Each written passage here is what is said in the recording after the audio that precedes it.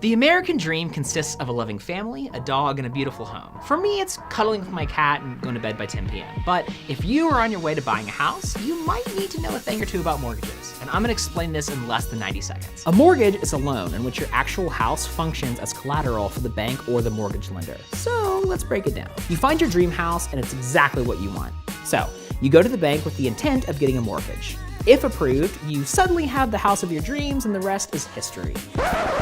Well, kinda. The bank will give you a percentage of the cost, typically 80% of what you spent on the home, that you pay over a length or term of the loan, typically between 5 to 30 years. But much like other loans, they carry interest rates that are either fixed or adjustable. Once a month, you'll make a payment to your mortgage rate that consists of several factors known as your PITI. Principal, the total amount of money you are borrowing from the lender. Interest, the money the lender charges you for the loan, which is a percentage of how much you borrow.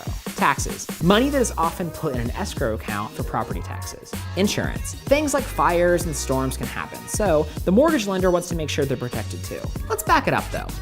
So, I know what you're thinking. I don't even have a mortgage yet. How do I know if I'm gonna get approved or not? Well, here are a few factors that lenders take into consideration before they approve you. They're gonna wanna know your monthly income, the sum of all of your total monthly debt payments, which includes the sum of all your auto loans, student loans, and credit card minimum payments, your credit score, and any credit issues in the past few years, how much cash you can put down, and how much you can really afford. All of these things will put you in a great place to be approved and one step closer to the American dream. I really hope you learned something with this video. If you did, make sure you give it a like, subscribe, and I will see you on the next how-to.